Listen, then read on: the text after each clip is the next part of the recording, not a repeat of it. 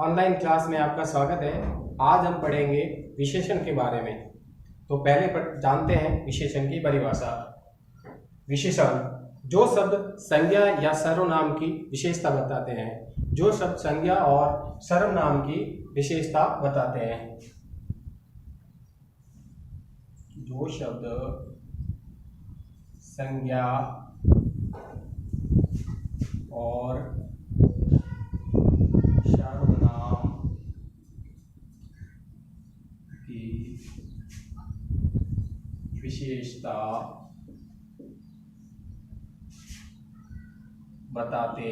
विशेषता बताते हैं उसे विशेषण कहते हैं। जो शब्द संज्ञा और सर्वनाम की विशेषता बताते हैं उसे विशेषण कहते हैं। अब यह विशेष्य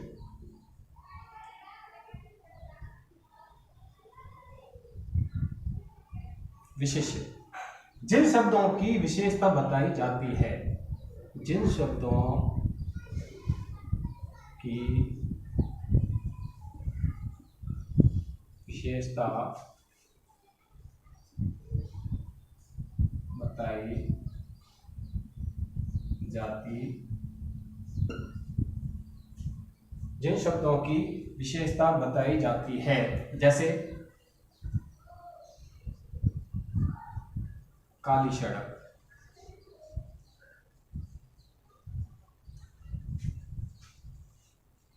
चौड़ा रास्ता,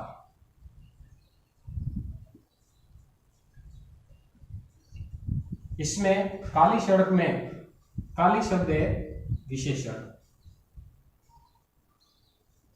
जो विशेष्य है सड़क, विशेष्य सड़क की विशेषता बता रहा है, यानी कि सड़क कैसी है, काली। दूसरा है चौड़ा रास्ता, यानी कि रास्ता कैसा है, चौड़ा।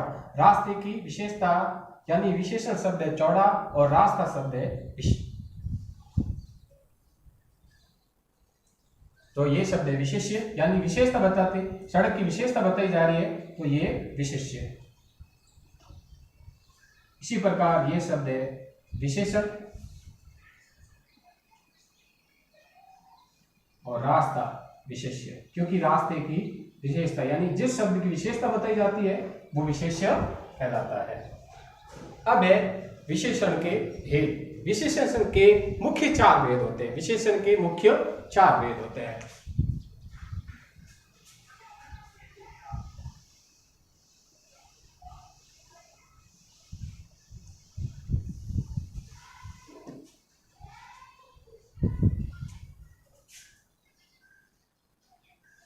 विशेषण के प्रकार।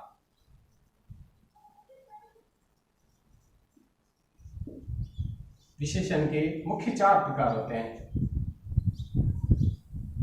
पहला है गुणवाचक विशेषण।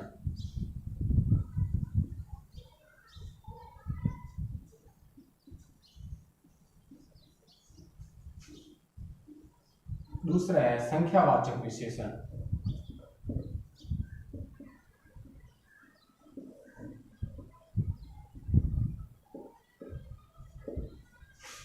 तीसरा है परिमाण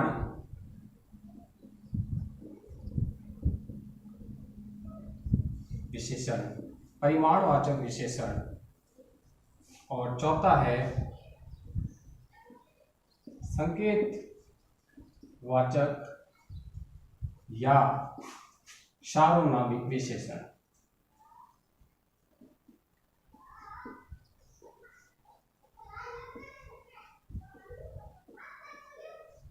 ये चार प्रकार है विशेषण के।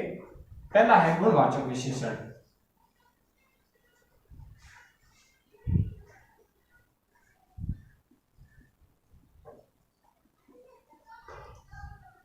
गुणवाचक विशेषण जो विशेषण संज्ञा या सर्वनाम के गुण, दोष, आकार, दशा आदि का बोध कराते हैं। जो विशेषण शब्द संज्ञा या सर्वनाम के गुण, दोष, आकार, दशा आदि का बोध कराते हैं उन्हें गुणवाचक विशेषण कहते हैं। परिभाषा देखिए, जो विशेषण शब्द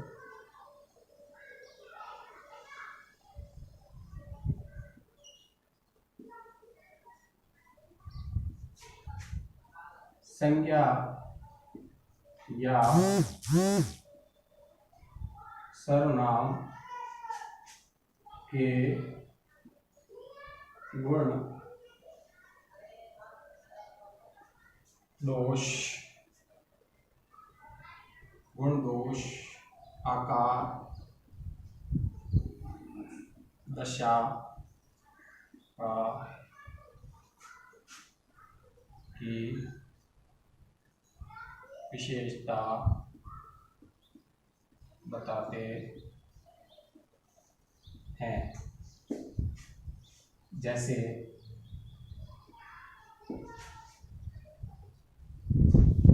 अच्छा, बुरा, चौड़ा,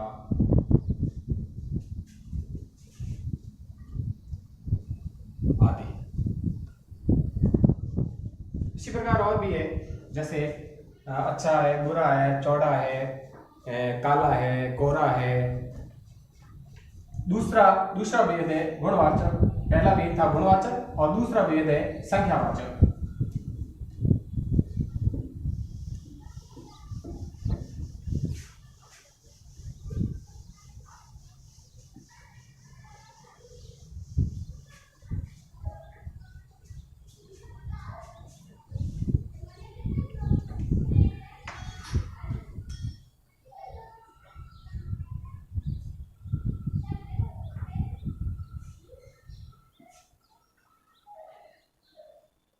संख्यावाचक विशेषण,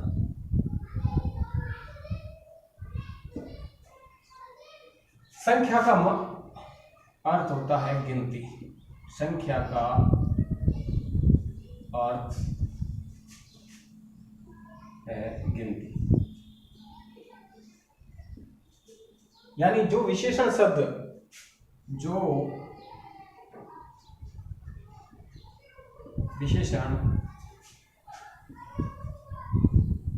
संज्ञा या सर्वनाम की संख्या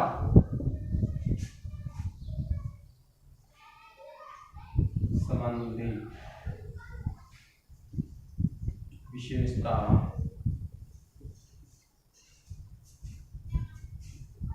बताते हैं।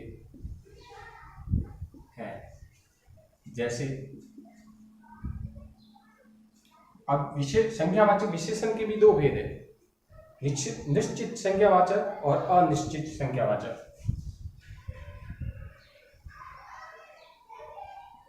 निश्चित संख्यावाचक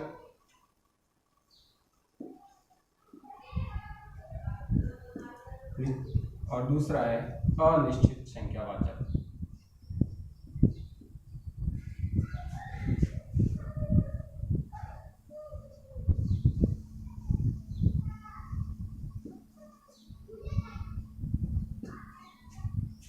निश्चित संख्यावाचक में निश्चित संख्याओं का बोध होता है।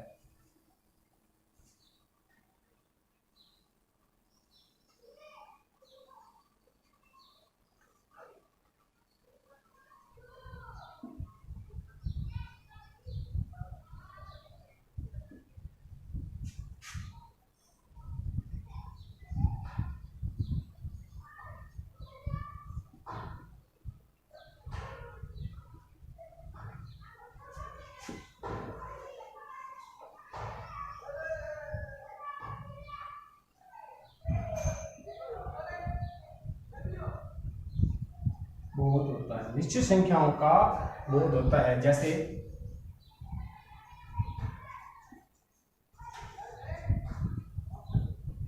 4 कुर्सी,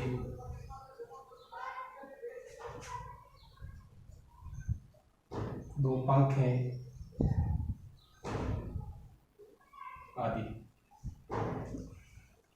अनिश्चित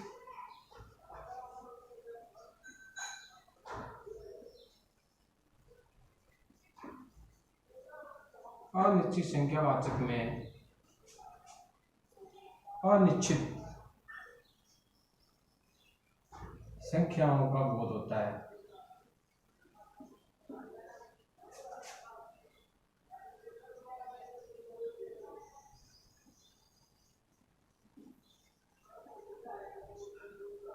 जैसे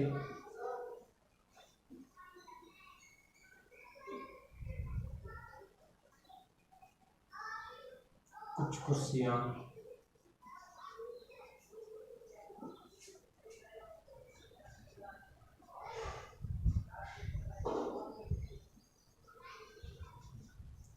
कुछ आदमी आदि। तो ये संख्यावाचक के दो भेद थे, निश्चित संख्यावाचक और अनिश्चित संख्यावाचक। निश्चित संख्यावाचक में निश्चित संख्याओं का बोध होता है, जैसे 4 कुर्सियां लाओ, 2 पंखे लाओ, 4 आदमी बुलाओ। या और अनिश्चित संख्यावाचक में अनिश्चित संख्याओं का बोध होता है, जैसे कहता हूँ कुछ आदमियों को बुलाओ, कुछ बच्चों को बुलाओ, कुछ कुर्सियां लेके आओ। ये अगला भेद है परिमाणवाचक। तीसरा भेद है विशेषण का परिमाणवाचक।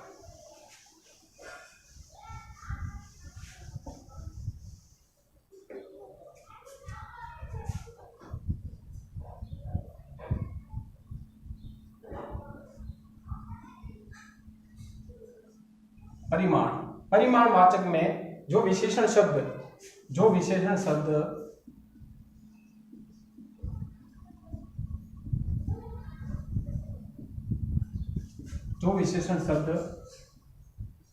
नापतोल संबंधी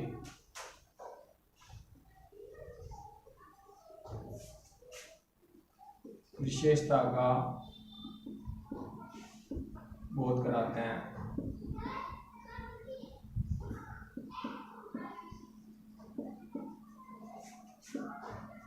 इसके भी दो भेद है, परिमाणवाचक के भी दो भेद हैं। पहला है अनिश्चितवाचक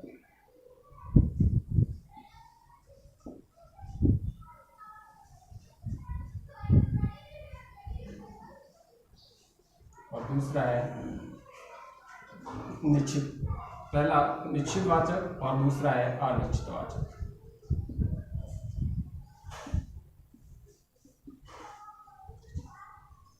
अब निश्चितवाचक में निश्चित संख्याओं, निश्चित मापतोल संबंधी विशेषताओं का बोध होता है। जैसे मैं कहता हूं 4 किलो शक्कर लाओ, 5 मीटर कपड़ा लाओ।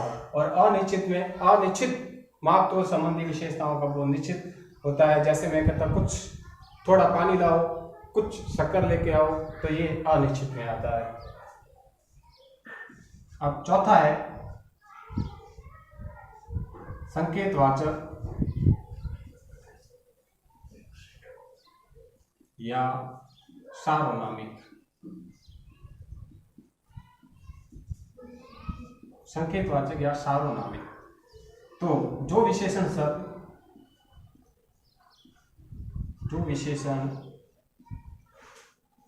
संज्ञा या सर्वनाम की और संकेत करते हैं।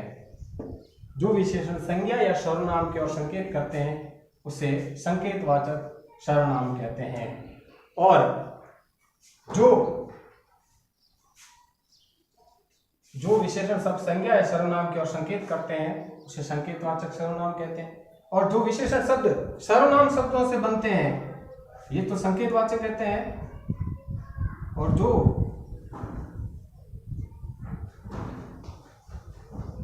विशेषण शब्द सर्वनाम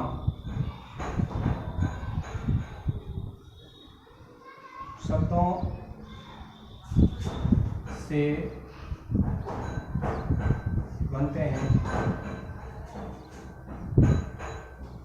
उन्हें सार्वनामिक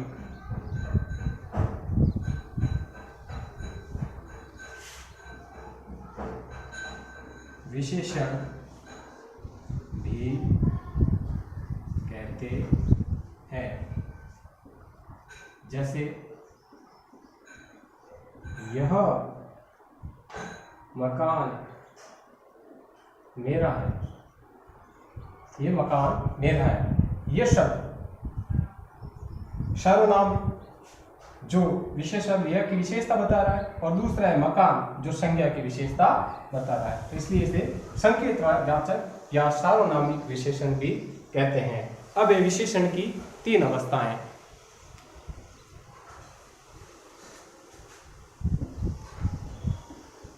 जो विशेषण की 3 अवस्थाएं होती, विशेषण की अवस्थाएं।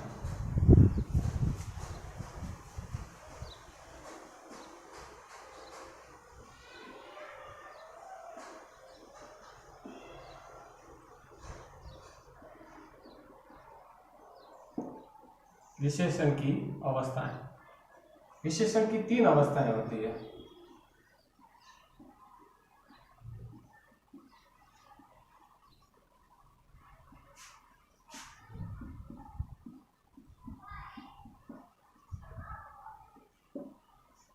विशेषण की 3 अवस्थाएं, पहला है मूलावस्था,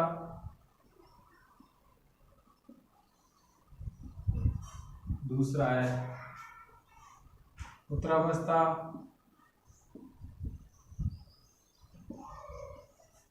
और तीसरा है उपमावस्था।